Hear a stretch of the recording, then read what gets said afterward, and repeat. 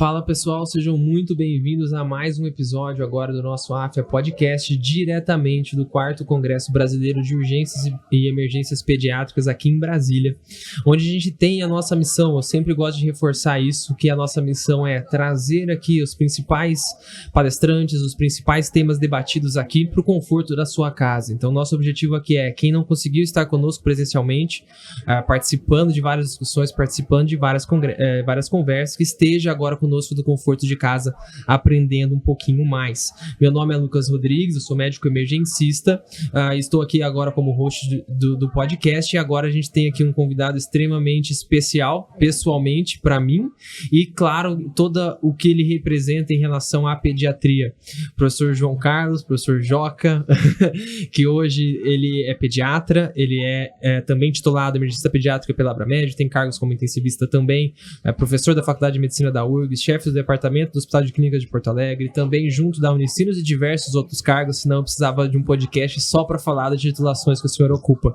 Mas eu sei que você tem essa noção em relação a isso, mas também uma satisfação pessoal minha estar aqui. Eu, como residente do serviço, passei lá em 2 períodos da minha vida, 2 meses, então é uma oportunidade muito legal de ter o senhor aqui. O senhor, já sei que eu não posso falar senhor, ter contigo aqui, professor, muito obrigado, é muito gratificante como pessoa e aprender contigo. Então, te convidar aqui é uma forma de reproduzir o que eu aprendi contigo como pessoa ali, às vezes talvez quietinho no estágio, mas aprendendo muito, e o senhor sempre é muito citado em todo mundo que passa, você marca muito a vida das pessoas, e a ideia desse podcast é que a sua voz aumente o número de pessoas que você tem impacto. Assim como tem essa questão lá, também em todo lugar. Então agora, feita essa parte, vamos para a parte que a gente veio falar, que o tema é superlotação da emergência. Nós lá no período da residência que eu estava nos adultos, né, o senhor na emergência pediátrica, a gente vive em superlotação. Agora tá em superlotação. Antes de começar o congresso apareceu um vídeo seu falando sobre isso. É comum? Muito. Em primeiro lugar, obrigado pela oportunidade de estar aqui falando contigo. Né? A honra é totalmente minha, em cima dessa missão que a gente tem aqui de poder divulgar opiniões e entrar num compartilhamento de ideias, né? Muito bom, muito obrigado. E contigo particularmente. Então, assim, eu não sabia que era um programa com emoções, eu pensei que fosse só coisas técnicas, né? Mas já que temos emoções, vamos nisso também, né? Bom, essa história de superlotação, eu às vezes fico um pouquinho complicado, Lucas, porque chato para o emergencista, seja de adulto ou de criança, a gente tem que trabalhar com riscos. Tá bom. Sempre a gente, na incerteza de uma emergência, tu trabalha com riscos. Quais são os riscos que aquele paciente tem de fazer uma insuficiência respiratória, uma insuficiência cardíaca, alguma coisa do gênero? Então tu trabalha com a tua capacidade de previsão. Quanto mais tu experimenta episódios na tua emergência, episódios de crises na tua emergência, mais tu cria, não cabelo branco, nem perde os cabelos, mas tu começa a perceber coisas nos pacientes que eles vão ter deterioração clínica, né? Num sistema de saúde ou numa emergência, existe também a capacidade do sistema de fazer previsões. Tá bom. E o que me incomoda muito é que a gente sabe o que vai acontecer. A gente sabe que vai encher de paciente em determinados períodos e a gente se prepara muito mal. Então, assim, é um problema meu como gestor, é um problema da sociedade, como uma sociedade que esconde algumas das suas dificuldades, né? E como a gente está aqui para falar claramente essas coisas todas, a gente coloca, por exemplo, existe uma palavra que se usa que é sazonalidade. E diz a culpa é da sazonalidade. Coitadinha da palavra sazonalidade, porque sazonalidade são as estações do ano e as coisas que acontecem em determinada estação. Então, eu sei que no ano que vem, no inverno, no nosso sul, lá frio, ou lá no norte que é chuvoso, as pessoas vão ficar em aglomerados, vão ficar doentes, vão transmitir o vírus sensicial respiratório, as criancinhas vão ter bronquiolite, as criancinhas vão para as emergências. Só 10% das crianças vão para as emergências com bronquiolite, mas muitas delas vão para a insuficiência respiratória. Então, assim, a gente tem a capacidade de prever isso. Então, a gente tem que fazer uma série de esquemas para tentar identificar como é que a gente trabalha em termos gerais, coletivos, para combater o que eu chamaria de superlotação. Vou te dar um exemplo. Lá no local que tu fez a residência, lá no Hospital de Clínicas, a gente é um hospital de alta complexidade. E é o que eu digo. E é um hospital maravilhoso, que tem uma série de recursos e por isso mesmo acaba pagando um pacto por essa sua qualidade. É um hospital de referência. Todo mundo se direciona para lá.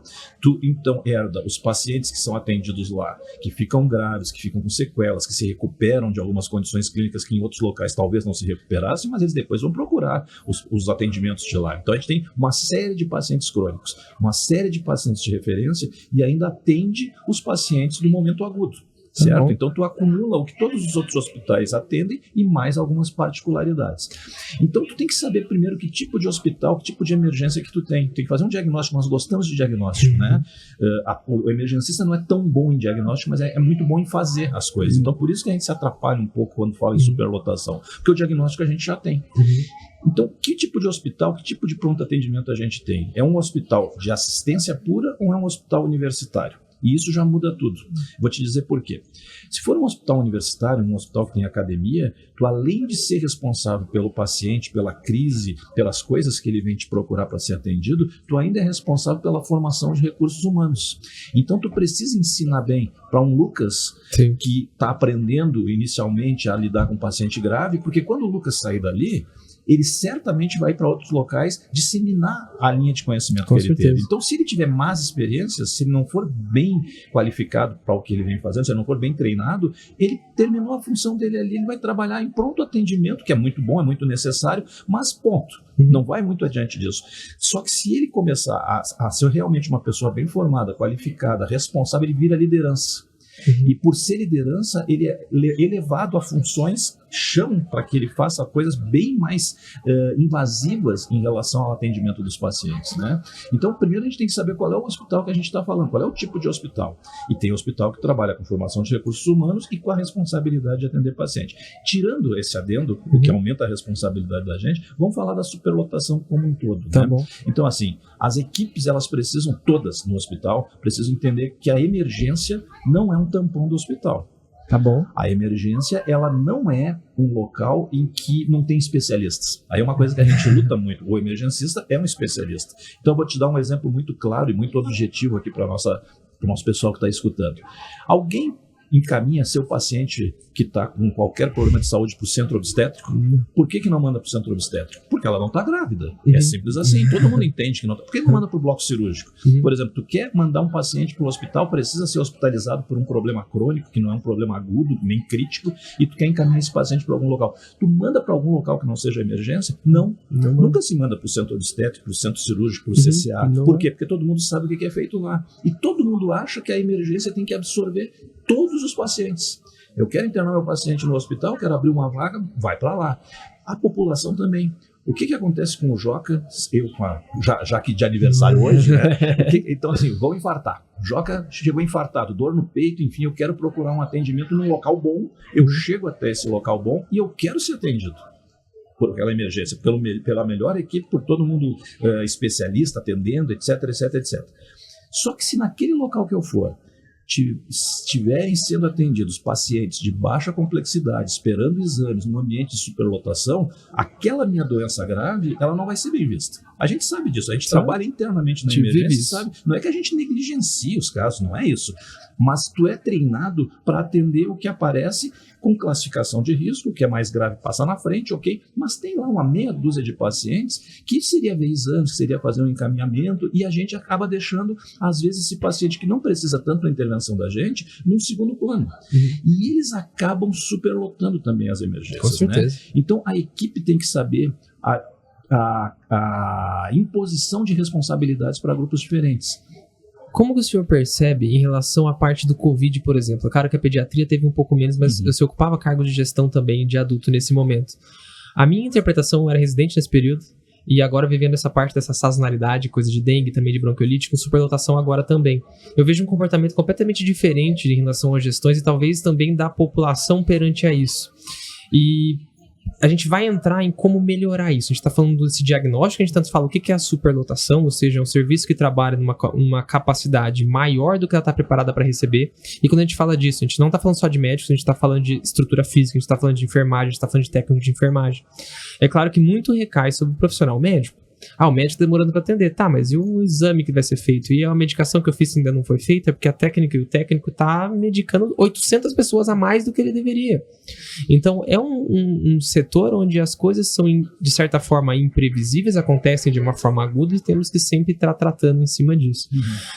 Mas eu senti uma diferença na população. O senhor percebe essa diferença nesse momento e por que isso acontece? Não, ótima observação. Não só tem diferença entre o período Covid e o período nem é pós-Covid, ainda a gente tem tido casos, inclusive entre populações diferentes. Vou te dar um exemplo, eu estive em Portugal, fui junto com outros colegas avaliar serviços de emergência em Portugal, e o que acontecia nessa época é assim, chegava na emergência e a emergência não tinha muitos pacientes. Tá bom. E aí assim, eu disse, mas qual é o fenômeno? Porque eles vão falar português que nem eu, então de qualquer maneira eu vou entender o que eles estão dizendo, né? Vem cá, como é que vocês não têm pacientes aqui? Portugal tem um sistema de saúde que, entre aspas, tenta ser socializante. Todo mundo tem direito ao sistema de saúde, desde que tu realmente precise. Então, assim, eu vou no hospital por uma dor torácica e se o plantonista pedir uma CT, se pedir um eletro, um ultrassom, tudo vai por conta do sistema. Mas se eu for para lá sem um motivo de emergência, eu vou ter que pagar aquele recurso. Então, na época de Covid, o que aconteceu em Portugal foi uma coisa ao contrário do que todo mundo preconizava. As pessoas, mesmo com sintomas leves, não iam ao hospital. E eles tiveram um acúmulo, eles faziam teste a cada 2 quadras, fazendo teste rápido para a população, né? Então, o que acontecia era basicamente que essas pessoas que, lá pelas tantas, elas de alguma maneira se sentiam com qualquer sintoma, para não precisar pagar, se tu for para o hospital por um motivo que não é tão justo assim, em termos de emergência, não iam e acumularam os casos positivos. E a transmissão daí foi maior, né? Então, isso para nós é muito significativo, porque a população sabe usar o recurso. Tá bem, tem que pagar, ok, né? Mas sabe usar. Eles identificam que o recurso é público, então tu não vai sobrecarregar. Na nossa comunidade, infelizmente, nossa coletividade, a gente, por exemplo, não tem profissionais suficientes na rede que consigam fazer uma triagem ou orientar o paciente pediátrico para que faça antecipação de algum tratamento, de alguma prevenção. A gente vive um momento agora em que houve reversão das taxas de vacinação. E isso é inacreditável. Lucas, na minha época de consultório, e isso não faz tanto tempo assim, eu nunca tive um paciente que, mesmo sabendo que a gotinha da poliomielite, ela poderia dar poliomielite transitória, mas nenhum paciente deixou de fazer. Nenhum pai se negou a fazer. E agora a gente teve muita gente se negando a fazer a vacina por um processo de ideologização, assim, alguma coisa que eu não consigo explicar bem, que fez a gente negar certas coisas que são tão evidentes. A gente não teve mais poliomielite, a gente quase não teve mais sarampo, elas estão recrudescendo agora justamente porque a gente não faz vacina. Então, assim, se falta um profissional na rede que trabalha com prevenção, imagina para atender doença, o processo de adoecimento, ele precisa de gente olhando desde o início, né? Então, assim, quando tu fala que as equipes são sobrecarregadas, são mesmo, né? Todas as equipes, e eu acho que principalmente de enfermagem, o segurança do hospital sobrecarregado, o pessoal da higienização é sobrecarregado também, né? Mas o que acontece em qualquer situação, tendo ou não tendo pandemia, o paciente, ele quer ver o médico. Ele quer ver um médico. Isso é cultural. Tu precisa ver a figura do médico. Então ele fica pensando no tempo até ele chegar no médico. Ele precisa do tempo até chegar no consultório. Então, se tu conseguir conversar com ele antes, em emergência, coloca na TV. Vai alguém que faz a classificação de risco e diz ele 10 minutos para o senhor ser atendido. Não é mais 10, vai ser 15 porque chegou um mais grave. Aparece uma informação na TVzinha ali na frente dizendo que nem o aeroporto. O aeroporto é um local de superpopulação. Tudo dá errado no aeroporto. Pode olhar que tudo dá errado. Só que as pessoas ficam relativamente tranquilas. Elas só ficam intranquilas. Nós só ficamos intranquilos no momento, quando alguém diz, o seu voo foi cancelado. Aí tu enlouquece, porque aí tu já pensa tudo que tu vai perder. Mas tudo... atrasou. Que bom que atrasou. Tá? Segurança pra mim. Atrasou. Né? Meu voo vindo pra cá, inclusive atrasou. 20 então, minutos que furou o pneu. Vou conseguir um outro voo para outro lugar. Tudo aí, tu vai ter que dormir no... Enfim, tudo, desde que seja comunicado, tu fica meio brabo, contrariado, mais fácil. Numa emergência em que tu é o doente, ou teu familiar mais querido é o doente, o que tu quer é saber o que tu não está em boas condições, tu precisa aquele atendimento. Então, por isso que a figura do médico é uma figura importante. Então, tu medir os tempos de atendimento é importante, tu saber quais são os pacientes mais graves são importantes, tu determinar funções dentro da emergência. Então, tu tem unidade para decisão médica, tu tem unidade para observação, unidade mais vermelha dentro, que é a unidade dos críticos, né, que a gente acaba treinando bastante, fazendo treinamento da equipe, capacitação da equipe. Não é só parada que a gente treina más notícias, a gente treina uma série de outras coisas que são importantes, porque tu treina inclusive as equipes assistenciais, as equipes de especialidade, né? Então, assim, quando a gente está com superlotação, eu que trabalho num hospital com academia, a gente não pode mais ficar fazendo seminário. Parou o seminário fica depois, vamos ver os pacientes, né? Então, assim, não pode uma equipe de especialidade esperar o professor no dia seguinte aparecer para ver paciente. Gente, está na hora de entender que o paciente, está na hora não, a gente sabe disso, que o paciente, ele é basicamente humano que nem tu. Se ele tem dor abdominal e precisa um exame, ele não está lá fazendo cera, esperando, né? E a gente tem que ir lá fazer o máximo possível para que esse exame seja rapidamente feito. Não vou dizer rapidamente, eu não sou um romântico de dizer, né? Tem 300 pacientes, tem 20 pessoas para fazer o exame, tu vai fazer a divisão certinho. Mas se eu sou responsável por aquele atendimento, por aquela área, eu vou lá fazer esse atendimento, eu vou fazer essa assessoria, eu vou ajudar o Joca e o Lucas que estão lá na frente para atender melhor aquele paciente. Então é uma mobilização de todo mundo. Uma mobilização até das direções do hospital. Quando a gente usou o projeto Lean, por exemplo, para tentar diminuir a superlotação, o nosso hospital teve na direção as lideranças. Eles estavam presentes na emergência, mostrando para todo mundo como é que se fazia, né?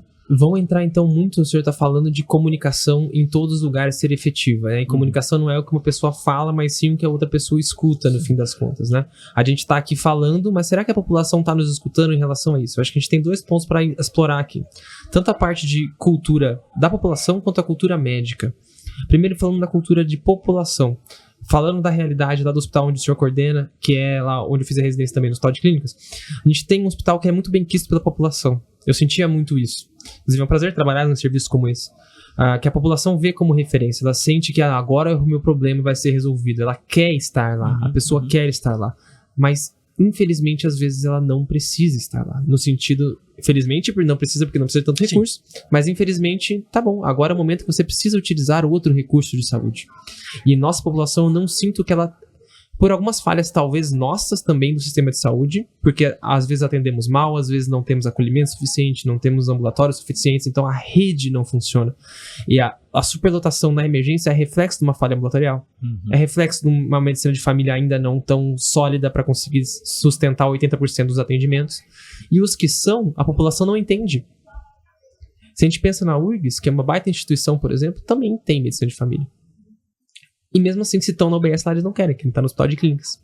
Com o corpo clínico muitas vezes tão competente quanto, e eles querem ter isso. Como o senhor enxerga a visão da população com isso, né? Pensando que o SUS é uma equidade, talvez, de dar mais a quem precisa mais naquele momento. Como que é a sua visão em relação à cultura da população e essa diferença com a população de Portugal, por exemplo, que o senhor acabou de vivenciar?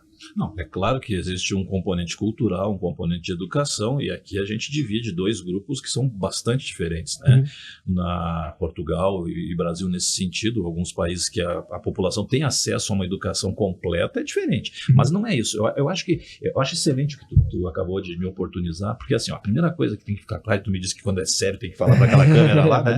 Então assim, ó, não é culpa da população a doença. Não é culpa ele ficar doente. Eu não posso chegar para um paciente ou para alguém da população e me passar uma mensagem tipo assim, não vai para o hospital porque está muito cheio. Não é isso, né? Eles são os menos responsáveis pelo processo, seja pela falta de ambientação, de cultura, de educação ou de falta de acesso. A culpa não é da população, mas também não é nossa, do profissional de saúde, entende? Então existe um sistema que rege isso e que poderia abreviar esses largos caminhos que tem entre o sujeito ficar doente e o sujeito chegar na emergência. Eu vou te dizer, eu entendo, acho que entendo muito bem a história da população. Eu sou de uma origem bastante humilde assim, e suficiente para dizer que quem é pobre não consegue ter acesso. Sim. Então assim, a gente tem que deixar muito claro que a população sabe disso, que quando ela precisar mesmo alguns recursos ela não vai ter. Ela vai ter que ficar esperando. Então assim, a gente sabe que a população já entende isso. Por outro lado, o SUS não tem sistema no mundo equivalente ao SUS. O SUS consegue fazer coisas que a gente só acredita quando vai para fora e vê que um paciente trata leucemia, trata linfoma, com todo o sistema operando em favor desse paciente, com as dificuldades que tem, às vezes tem que trocar de cidade, mas ele tem a cobertura integral, certo? É diferente do paciente privado que paga e às vezes mesmo pagando não consegue ter alguns recursos, né? Então assim, como tu diz, lá na rede precisa ter o médico de família, e a URGS tem bons médicos e tem um bom sistema, né? Precisaria ter mais. Aqui agora eu estive no Rio de Janeiro a outra semana e vi um sistema de saúde funcionando, mas que não vai conseguir atender toda aquela população, toda aquela demanda. Forma um recurso, certo? Então vai atender. E também algumas coisas que são importantes. Tu não pode deixar de ter, no nosso caso, vou puxar a brasa pro meu assado, ainda mais que é do Rio Grande do Sul, para ter um bom assado, né? Então assim... Sou Mato Grossense, pessoal. Também entende de churrasco, né? A gente não pode acreditar que não faça falta na rede a presença de pediatra. tem que ter médico de família, médico de saúde da comunidade, mas tem que ter um profissional médico que vai voltar especificamente para a saúde da população pediátrica. Né? A criança não é um adulto em miniatura, a criança é um ser em desenvolvimento. Tu tem que dar chance para ela conseguir atingir os passos seguintes. Então, trabalhar em saúde escolar, trabalhar com vacina, trabalhar com prevenção é um excelente processo, né? É um excelente processo para a gente poder entender o que acontece com os processos de adoecimento. Então, ninguém fica doente. Então, eu acho que tem que ficar claro no que tu está dizendo, que eu estou dizendo para as nossas comunidades todas, que a culpa não é da população. Sim. Agora, realmente, eles sabem que tem locais que oferecem um atendimento que talvez ele vai conseguir ir adiante nas respostas que ele precisa. Sim, né? E talvez retorne. E talvez isso ele retorna. Mas a gente tem muito intercâmbio de pacientes nos hospitais, né? Muita coisa. Lá no Sul a gente tem bons hospitais, então assim, hora vai num lado, hora vai no outro, procurando. Sim, e vai assistir esse paciente de alguma forma. Mas a superlotação, assim, essa que se fala agora, que vai do período de março até julho, agosto, ela é previsível. Então, tu tem que trabalhar as equipes internamente, muito. Né? Então, mais enfermagem, a gente tem que ter apoio institucional, talvez tenha que ter leitos diferenciados, talvez o gestor municipal ele tenha que contratualizar outros recursos, quem sabe financiar os leitos mais críticos. Se o clínica tiver 9 leitos críticos lá dos adultos, como eu sei que tem, de UTI dentro da emergência, quem sabe a gente não tem que ter no período de inverno 15. A gente tem que ter algum tipo de subsídio para não sobrecarregar o hospital, que não pode contratar gente daí. E aí tu sempre fica sobrecarregado. Já é algo mais já previsível de certa forma. Então a gente falou dessa parte, e um ponto polêmico assim que a primeira vez que eu vi me chamou muita atenção, e hoje eu concordo, é que não existe emergência lotada, existe sistema lotado, existe hospital lotado. Não, isso tem que ficar, não existe. Se a emergência está lotada é porque não tem vazão. Não tem leito. O andar está lotado, você não sobe o paciente estagna ali. A rede não está dando atenção, aquele paciente piora, ele vem para o hospital terciário para começar uma investigação, muitas vezes ambulatorial, assim, interna para pedir exame, porque na rede não consegue. Então não existe emergência lotada, existem serviços lotados, existe a rede lotada, existe serviços, o SUS às vezes está lotado. E muitas vezes isso é previsível. Então, feita essa parte de direcionamento, de hierarquização do sistema, de todo esse conceito, a gente vai agora para soluções dentro do departamento.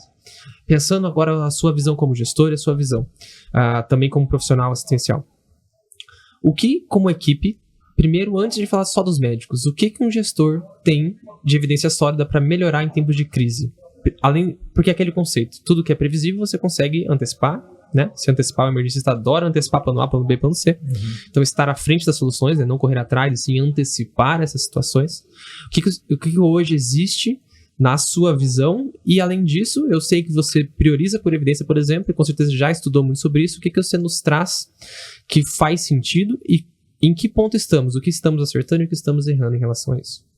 Eu acho que a gente está mais acertando, aprendendo muito com esse pessoal do Lean, por exemplo, né? Então, tem algumas figuras importantes, né? O Raziv, o Elfan, todo esse pessoal que trabalha muito dentro dos hospitais, é um trabalho magnífico, né, que se faz, mas eu acho que tem que ficar muito claro que, primeiro, tu tem que ter a tua equipe presente. O fator de interligação em todas essas equipes é justamente a comunicação. Por que eu chamo grosseiramente de comunicação? Eu falei lá atrás do paciente que recebe a informação quando está na sala de emergência. Isso é comunicação. As equipes comunicadas, os processos que estão acontecendo da mesma forma. A medição dos tempos, dos indicadores, tempo em que o paciente chega até a triagem, tempo que o paciente chega até fazer um eletrocardiograma, tempo que ele chega até o médico, isso tem que ser medido e tem que ter uma meta para diminuir esses tempos todos, certo? Então, tu tem que comunicar isso, tem que trabalhar com esses indicadores.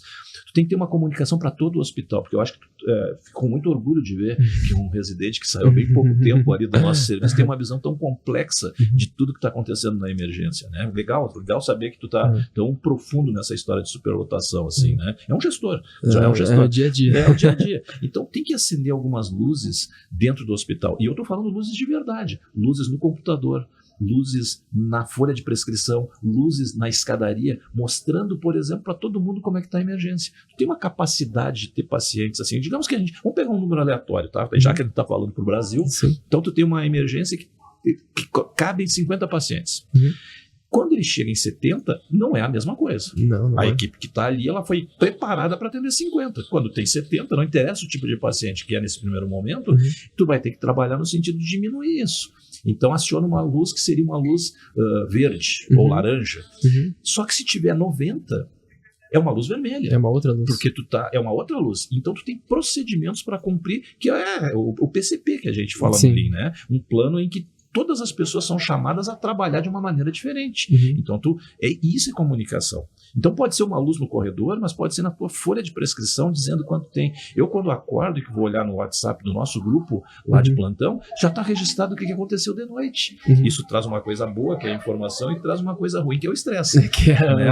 Antigamente, a gente ia para o plantão no domingo, mas sofria só no domingo de tarde. Hoje, a gente vai para o plantão domingo e sexta-feira está sofrendo, porque tu sabe o que está acontecendo na emergência. Isso, para nós, profissionais de saúde, não é uma coisa saudável. Não é saudável levar o problema para casa. É isso. Então, tu sofre antes da coisa acontecer, mas tu sabe o que vai acontecer. Tu já vai te preparando, que quando eu for chegar lá, vou pegar o plantão e vou fazer determinadas coisas que a gente faz quando acende a luz vermelha, a luz verde, a luz laranja.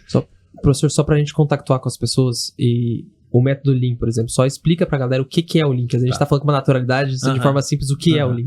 O Lean, na verdade, é só uma das ferramentas, que é uma ferramenta brilhante, em que a primeira coisa é tu fazer o diagnóstico de situação dos teus processos. Tu vai atrás dos teus processos de emergência e identifica, tu faz várias etapas, tu treina a equipe toda, por exemplo, um quarto de hotel, tu chega, o quarto tá limpinho, certo? Se tu chegar e o quarto estiver esculhambado, tu já não te sente muito bem. Então, o que o Lean faz no primeiro momento é identificar onde é que teu quarto tá sujo, né? Transformar aquele excesso de coisas armazenadas em coisas funcionais. Então, tu faz a apreciação de processo, mas tu faz a apreciação de estrutura também, né? Então, tu faz um mapa de fluxo do paciente, por exemplo. O paciente chegou na emergência, onde é que ele vai e quanto ele leva de tempo em cada uma das etapas. Então, tu faz um mapa, como se fosse essa mesa aqui, e fica dizendo, ele está aqui, ele está aqui, ele está aqui, ele está lá, quanto tempo ele levou. E aí tu faz isso com vários pacientes. E aí tu tem tempos em que tu consegue identificar onde são os gargalos. Eu acho que tu frisou muito bem, o gargalo de entrada é um, mas o gargalo de saída é outro importante. O paciente que tem alta direto para casa não corresponde a um gargalo. O nosso problema é o paciente que precisa ir para um outro hospital, ou um paciente que tem que ir para a nossa internação. Lá também tem pacientes. Em hospital de complexidade elevada, em que tem muito paciente crônico, o paciente leva mais tempo dentro do hospital. Se ele não sai, não sobe ninguém. Então, assim, como é que a gente vai fazer? Tu acaba pagando o pato da tua complexidade. Então, o que a ferramenta Lean fez, ela é a herança da indústria automobilística. Né? Então, assim, de tu não ter peça armazenada, tu fazer processos, tu fazer as coisas, tu produz mais carros, então tu produz mais atendimento de pacientes se tu souber quais são os processos, tu medir os teus processos. Você quebra esse atendimento, o cara ficou 3 horas na emergência, tá, mas foi 20 minutos na triagem, tanto tempo médico, tanto para medicar, tanto tal coisa, tá bom. O que eu melhoro para essa parte, o que eu melhoro para essa etapa, e no conjunto a gente vai fazendo. Essa é a prática deliberada no fim das coisas. E o senhor comentou de sinalizar luzes, sinalizar tudo, tanto para a equipe quanto para a população também é importante. O acender luzes é comunicação. E você acabou de me falar, professor, que trouxe isso da parte do automobilismo. E tudo no fim é neurociência. Por que você acha que quando alguém vai te alertar sobre algum ponto, um marketing, por exemplo, ele usa cores chamativas, ele usa outra coisa? Porque o ser humano ele aprende melhor assim. E por que não usamos isso na medicina? Então o médico às vezes ele fica preso nesse mundinho ali, que é só o conteúdo técnico e tudo mais. No fim é comunicação, é sobre como fazer isso, é como gerir cada parte dessa etapa, cada parte desse processo. Tem que olhar para a emergência como empresa. A emergência é uma gestão, é uma empresa. E é a parte mais vulnerável do hospital. É a parte mais difícil, é o problema de todos os hospitais. Pode ser o teu visto de emergencista, né? Mas eu acho que é uma coisa crítica mesmo. Se você olha pro Lean, a maior dificuldade é no pronto-socorro. Porque não, é a porta aberta. Tu sabe qual é a equipe mais difícil de convencer que tu tem que parar? Diagnosticar os teus processos, medir tempo, trabalhar com indicador. Dentro da emergência, qual equipe? Os médicos. Claro que é. Os médicos são os mais complicados de convencer. E ver, tu tá convencido disso, tu já consegue ter essa clareza, né? Então, assim, e assim tinha que ter Lean na internação, no bloco cirúrgico, né? Tem algumas coisas na radiologia, na farmácia, né? De poder medir os seus processos, saber se aquilo ali tá adequado, né? E agora pensando em crise, né? A gente tem dentro de gestão, a gente tem uma ideia que a gente só melhora o que a gente mede, e aquela coisa, você não vai otimizar nada que não for padrão. Então, primeiro você padroniza uma coisa e daquilo você tenta crescer, tenta melhorar em cima daquilo. Então, padronize antes de otimizar. Não tem como revirar isso aí. Você tem que virar padrão. Por exemplo, só vou otimizar o tempo de medicação se virar padrão fazer medicação, por exemplo. Claro. Então, isso vai acontecendo ao longo do período. Então, agora em tempos de crise, tempos em que está superlotado, né, que a literatura fala em overcrowd situations e tal, a primeira coisa que todo mundo fala para o SAMU não trazer mais ninguém. Fecha a porta do hospital. Isso é efetivo, né? Não tem. Até porque, tu pode não concordar comigo num primeiro momento, tá? A nossa missão é atender as pessoas. Sim. Se eu tiver 200 e chegou o 201, eu tenho que atender o 201. Não existe. É muito complicado tu pensar de uma outra maneira. Então, tu tem que fazer o possível para ter 199. Para quando o 200 chegar, tu atender aquele 200. E daí não é 201, ele é o 200. Então, assim, a nossa missão, e quanto mais complexo é o teu hospital, o ambiente que tu trabalha, tu não pode esperar que num pronto atendimento, numa escolinha lá na periferia, o sujeito consiga fazer todos os processos de atendimento. Não pode, né? Mas ele tem que reconhecer alguns riscos. Tem que ser treinado para isso também. Mas num hospital de grande complexidade, num hospital que tem diversos aí pelo país, tu tem que atender o paciente, chegou na tua porta, tu não pode chegar, não vou te atender porque o teu caso, aqui a gente só entende infartado se tiver cuspindo sangue pela orelha. Não é isso, né? Tu vai atender o paciente e vai identificar se ele realmente tem sangramento, se tem infarto, se tem as coisas todas, e é isso aí, é a nossa missão. Então, a gente tem que trabalhar em cima primeiro. Essa é a nossa missão. Não é a nossa missão minha e tua. Nossa missão coletiva, profissional de saúde como um todo, né? Da enfermagem, do guarda, enfim, né? E lidar com isso como uma equipe mesmo. Eu lembro no Congresso Brasileiro, do Sul Brasileiro, na verdade, ano passado, teve uma palestra que o tema, se não me engano, era como atuar em momentos de superlotação, não lembro, foi até o professor Júlio Alencar que falou. E ele começou a palestra e ele mudou, assim, desculpa o pessoal do Congresso, mas eu tenho uma novidade, é como convencer o meu gestor a ser porta aberta. Era porta fechada contra a porta aberta. Aí ele falou, ele já veio, já mudou. Tem que ser porta aberta. Ele falava isso e sobre essas medidas. Então a gente disse agora que fechar a emergência, tranca a porta da emergência não é solução. Primeiro, porque solução não temporária. Mas não é solução. Evidência também não é solução também, não reduz. Porque o paciente que está infartado, ele vem igual. O paciente que precisa, ele vai vir igual. O que é efetivo? Eu acho que assim, primeiro, começa pela rede. É que é muito grande, né? Essa tua pergunta, ela parece simples, mas ela é muito grande. O senhor tem 5 minutos para resolver, tá? Então tá. O que a gente vai fazer assim, primeiro a rede tem que estar muito mais adequada. A saúde da população depende de ter uma rede de locais. Eu fui a Caxias, que é uma outra cidade lá no Rio Grande do Sul, uma época, e fui na emergência, também não tinha muita gente na emergência, porque só ia para a emergência quem era referido por algumas unidades pontos que tinha na cidade. Né? Então, isso é uma coisa importante. O paciente, quando chega na emergência, ele não vem por seu motivo. Ele vem por um motivo triado, que é uma outra coisa. Então, tu tem que ter tem que ter um atendimento mais qualificado em diversos pontos, tá? Mas a tua pergunta não se... Tu não quer saber muito da entrada antes de chegar na emergência e nem da saída depois. Tu quer saber lá dentro o que a gente faz. No serviço de alta complexidade. Isso. Eu acho que tem que ter uma equipe qualificada, constituída, treinada o tempo todo, em tudo. Em parada é óbvio, mas tem que estar treinada em tudo. Então, isso que a gente vê aqui no Congresso, simulações de treinamento, isso tem que ser para a equipe sempre. Sabe qual é o lugar do mundo em que os índices de sucesso de ressuscitação cardiopulmonar em criança são maiores? Na Holanda. O que diferencia uma UTI na Holanda, uma UTI pediátrica lá no Rio Grande do Sul? Atualmente quase nada. Mas não vou dizer, o fato de a equipe lá na Holanda, onde saíram esses trabalhos, ela fazer treinamento contínuo da sua equipe para atendimento de parada. Aquilo já se transforma num, assim, em vez de um câmbio manual, num câmbio automático, né? Então, assim, tu tem que transformar os teus indicadores, os teus processos em algo automático. Então, o paciente chega, onde está escrito assim, ó, unidade de decisão médica, ela é uma unidade de decisão médica. No nosso caso pediátrico, no teu caso de adulto, tu tem X horas para tomar decisão naquilo ali. E quanto é essa hora? Não, eu acho que 6 horas é muito suficiente para o atual momento, porque tu vai ter pacientes que tu vai levar muito menos tempo do que isso e vai ter alguns que vão passar. Então, assim, e aí tu estabelece metas. A hora que estabelece é o teu serviço. Então, se tu tem um serviço que consegue ter pacientes em que tu em 6 horas conseguiu atingir 90%, tu baixa a tua meta para 5 horas. Sim, e o que tem que considerar também, por isso que varia de serviço para serviço, porque olha só, a gente tem lá na nossa cidade, lá em Porto Alegre, serviço privado ou até serviço público de um outro hospital. Não vou citar os dois hospitais porque eu posso errar os números e aí fica chato, né? Mas tanto um serviço privado quanto um hospital de grande complexidade que atende o sistema público de saúde, atende 5.500 crianças, um e o outro 5.500 crianças por mês. O nosso hospital atende 1.800 crianças por mês. Aí tu diz assim, cara, aqueles lá atendem 3 vezes mais e tu reclama. Sabe o que acontece? Dos pacientes que são atendidos lá, nesses 5.000, 1 a cada 10 hospitaliza.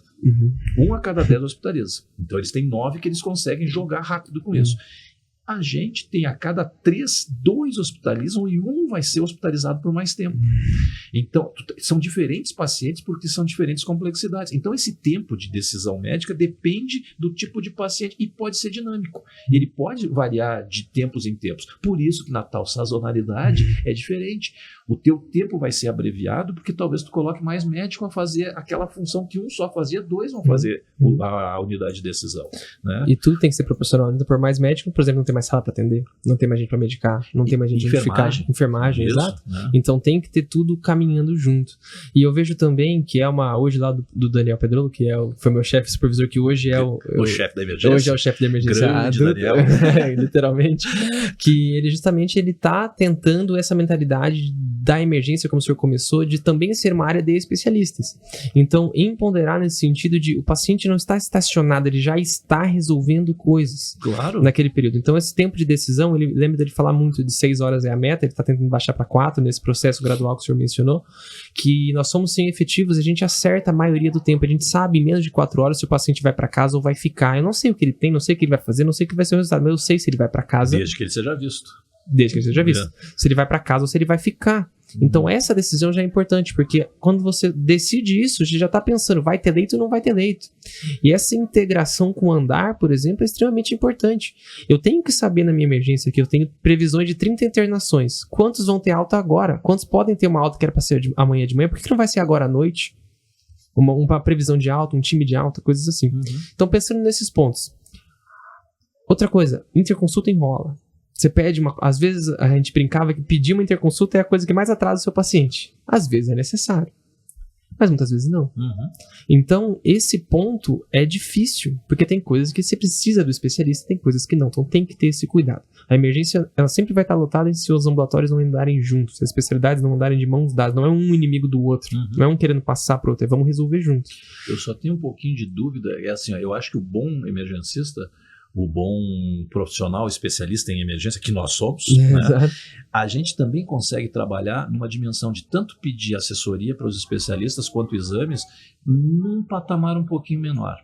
O que acontece? Aí nós estamos comparando hospitais de complexidade diferentes. Então, um hospital que não te oferece todos os recursos, talvez tu não peça porque não tem. Não tem, exato. E num outro hospital que oferece esses recursos, a gente até usa demais algumas vezes, tá? Demais. Tu pode pegar qualquer doença. E eu acho que por isso que tem que ter o treinamento. Pega a sepse, que é um pouquinho diferente de adulto e criança.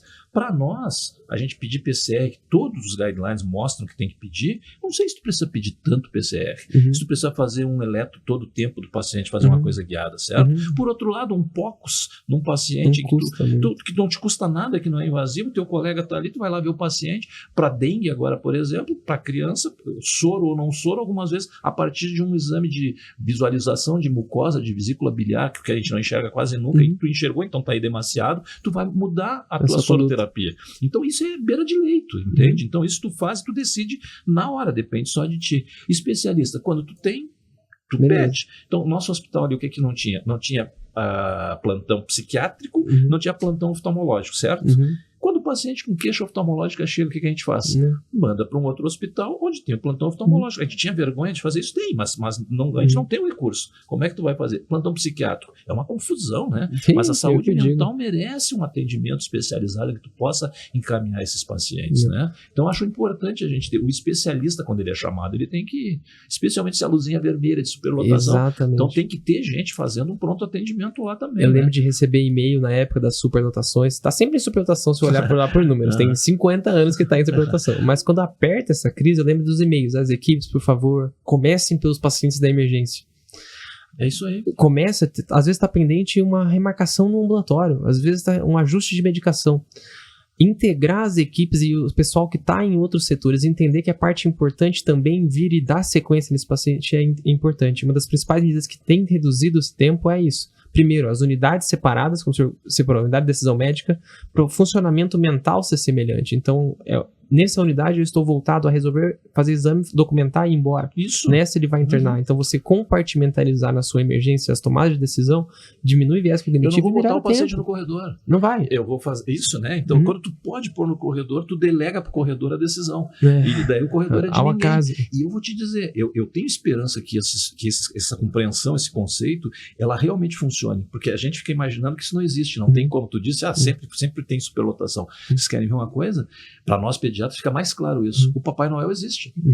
Para nós pediatras, o Papai Noel existe. Mas por que existe o Papai Noel? Porque entre Natal e Ano Novo não interna ninguém quase, as enfermarias estão... Por que só naquele período que não tem? Entende? Então, assim, tem processos que na cabeça da gente, esse paciente aqui pode ir embora para passar com a família a noite de Natal, as coisas todas. Então a gente muda um pouquinho as abordagens. Não dá alta com irresponsabilidade, não é isso que eu estou dizendo. Mas tem algumas coisas que tu faz que são importantes na tua cabeça, na mentalização, na tua responsabilidade diante do paciente que está ali. O Pedro sempre bate na tecla, né? Entra quem a gente deixa e sai quem a gente deixa.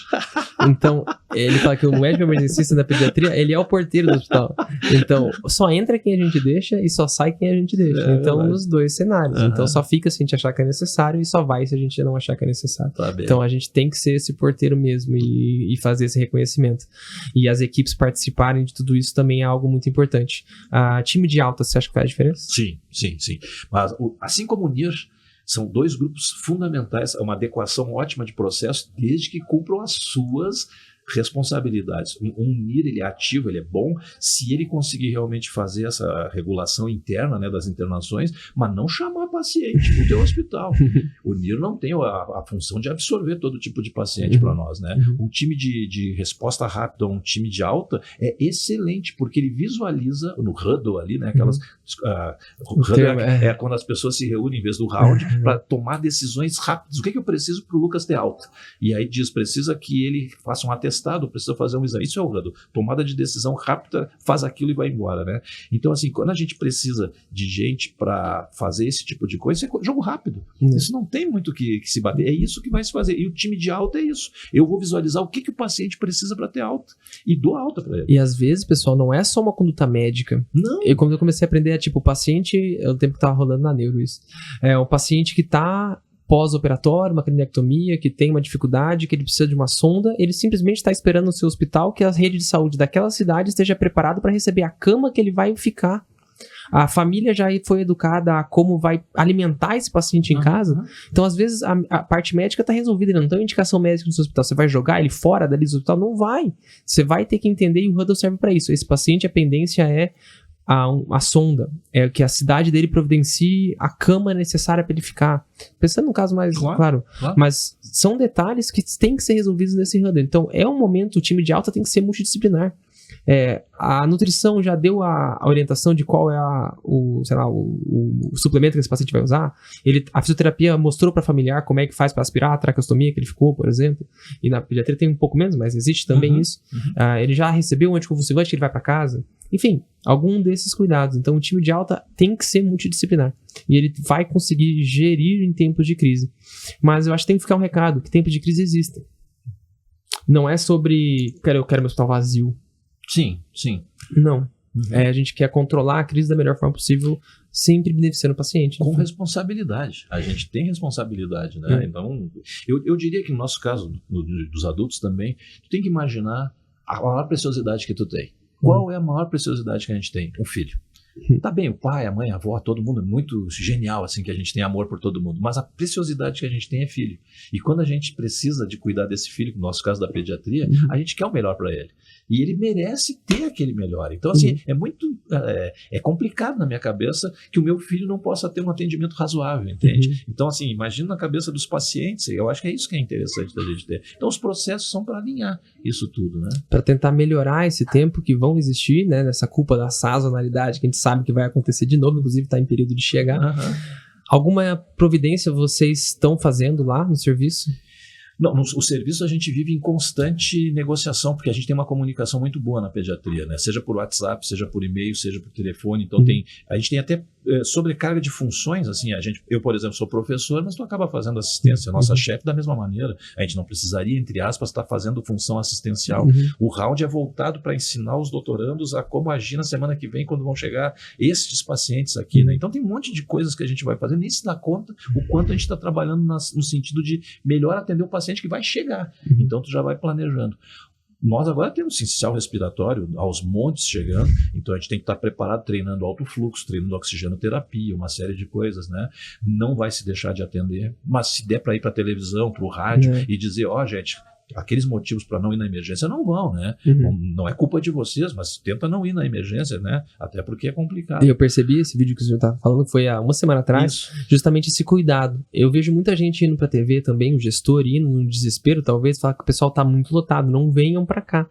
E eu percebi muito o seu cuidado em falar isso. Era tipo, pessoal, venha pra cá, se você tiver isso e aquilo. Não venham se você tiver isso e aquilo. Por causa disso. Então, explicar o porquê é essencial. Existe, não sei se o senhor já chegou a ver esse estudo, lembro que isso daí são uns 2 anos atrás. Sobre sabe qual que é a coisa que mais convence as pessoas? Falar por quê. O estudo foi mostrado assim, um cara tava numa fila de Xerox. Uma fila lotada, pensa 20 anos atrás, foi na faculdade. 20, acertei mais, um pouquinho mais. Então, sei lá, 30 anos, 40... Mais, 35 anos atrás, foi na faculdade, aquela fila imensa de Xerox, não tinha essa coisa digital, sei lá, 20 pessoas na sua fila, você entrava por último, passava na frente de todo mundo, sem avisar ninguém. O estudo foi isso. Qual que seria a reação das pessoas? Não deixa. Não deixa, não faz, tá errado, tá errado. Fizeram um estudo com essa pessoa falando que ela queria passar porque ela queria ir no banheiro que ela tava apertada. Todo mundo deixou. Então, no fim, é comunicação e a orientação. Então, você explicar o porquê. Não venham o que foi o seu cuidado. Por quê? Porque agora estamos trabalhando em superlotação, temos uma complexidade, estamos dando conta desses pacientes e agora o melhor é lá. Então não fala não venha por quê, ou venha por quê. Isso, se a gente pudesse ter uma comunicação mais efetiva, eu diria assim, a última página de um jornal que fosse destinado, né, de alguma maneira um jornal, seja ele digital ou não, destinado a orientações que leigamente a gente produziria para a população, já seria ótimo, né? Então assim, tem que pensar o processo como um todo. Saúde escolar, ok, posto de saúde, UBS, todas essas coisas, ok, mas eu acho que na hora que o paciente está lá e está superlotado, esses problemas existem. Agora vamos trabalhar em cima do que está acontecendo aqui. Não vamos prolongar muito, porque o tempo já está acabando. Eu ficaria mais horas falando aqui com o senhor desse tema que eu gosto muito. Mas o senhor até mencionou dessa falha de vacina, e o senhor, segundo convidado desse congresso, fala a mesma coisa. Então, mostra também como é importante os gestores e profissionais assistentes a parte educacional. O senhor citou esse jornal e tudo. Então, o médico ele tem que entender que ele ainda apesar de nós estamos perdendo isso por culpa nossa, mas ainda é uma forma de comunicar com a população. Ainda tem credibilidade. Ainda é um educador, no fim. Tem que saber tratar, tem que saber tudo, mas também é um educador. Então, assumir esses papéis, seja na sua faculdade, seja no seu bairro, na sua família. Todos os lugares. Entender todos os lugares. Você continua sendo um educador. Tem que ser um chato. Tu tem que ser natural, um profissional natural. Se tu tá conversando com um colega médico, tu fala sobre isso, tu tá jogando bola, daqui a pouco alguém conversa alguma coisa, e aí, Jó, como é que estão fazendo as coisas? Tu dá a tua versão e com responsabilidade, né? Pô, olha isso, a gente encontrou agora, meia dúzia de meses atrás, no esgoto em Nova York, o vírus da poliomielite. No esgoto de Nova York, a cidade mais populosa proporcionalmente do mundo, então o vírus da poliomielite está circulando. E como tu chamou a atenção que eu há 35 anos atrás estava, mas há 40 anos, há 50 anos atrás, eu tive amigo com poliomielite. Né? Então assim, depois eu nunca mais vi ninguém com poliomielite. Como é que desapareceu? Por causa das gotinhas, por causa de uma injeçãozinha que tu faz com 2, 4, 6 meses, depois um reforço, desapareceu. Aí agora começa a ter de novo. Não é salutar isso, né? A gente tem que reeducar também essa população. Professor, eu vou pedir para o senhor agora deixar, se tiver algum desejo, alguma mensagem específica que o senhor quer deixar para o pessoal em relação à superlotação, fique à vontade, que o tempo já está esgotando, infelizmente. Então, muito obrigado de novo e fica a palavra com o senhor. Não, eu vou começar falando contigo, porque assim, é uma honra, assim, uma alegria ver que alguém que se formou há tão pouco tempo ali com a gente tem a capacidade de olhar para o nosso mundo de emergência e o hospital, vendo a complexidade que é isso, assumindo a liderança, a responsabilidade, e isso me mostra que a gente tem que continuar formando recursos humanos. A gente tem que sim atender a população, tem que fazer uma assistência muito qualificada, muito responsável, mas investir em recursos humanos, assim como a educação da população, é algo que a gente tem que fazer, né? Isso eu fico muito feliz por nós todos, assim, né? Mas se eu tivesse que dizer para a população, tentar se informar, tentar pegar informações que sejam compatíveis com a realidade, né? Tentar trazer para dentro do ambiente comunitário, doméstico, escolar, informações de saúde que realmente façam a diferença. Essa, por exemplo, que o Lucas trouxe aqui de vacinação, a gente não pode deixar de fazer, não pode deixar de informar que as vacinas estão aí, precisam ser feitas. A gente tem que entender por que a gente vai para o hospital. O hospital é o 3º grau em complexidade, para a gente ir, tem outros locais para ir antes de ir para o hospital. Eu não estou dizendo para não ir. Se precisar ir, vai. Eu, quando precisar, quero ser bem atendido num local de prontidão prontidão. Emergência é um local de prontidão. Eu chego e vou ser atendido. As outras demandas, as outras coisas, a gente tem que ter outras saídas, né? E sei que a população, a gente como gestor, a gente como políticas de saúde ainda deve muito para a população. Mas, infelizmente, dentro dessas coisas que ainda deve, a gente tem um sistema único que é maravilhoso, é o melhor que existe no mundo e precisa ser melhorado. O melhor não quer dizer que seja perfeito. A gente tem muita coisa para melhorar. Mas a ideia de saber o que é grave e o que não é, seria bom se discutir em casa, seria bom trazer os elementos de realmente o que é falsa notícia e o que é verdadeira notícia. Então, muito obrigado, professor, de novo pela participação. Sejam todos aí convidados, a quem gostou também da conversa, compartilhar com o pessoal essa parte da superlotação, a oportunidade de conversar com o senhor também aqui. Então, fiquem todos aí à vontade para compartilhar a mensagem, que nós somos educadores, de alguma forma ajudamos nisso agora nessa conversa, que essa mensagem se perpetue. A ideia de convidar e trazer o congresso a gente brinca, né? O conforto da casa da pessoa é justamente potencializar a mensagem de uma palestra que você teve aqui, que foi sobre superlotação, também continuar tendo com esse pessoal por aí. Então, novamente, muito obrigado. Deixar aí todo mundo de olho, que a gente está trazendo aqui diretamente do 4º Congresso Brasileiro de Urgências e Emergências Pediátricas aqui de Brasília. Muita informação, muito detalhe, muito conhecimento, como foi agora engrandecedor para nós. Até a próxima, então. A gente fica à disposição. Valeu!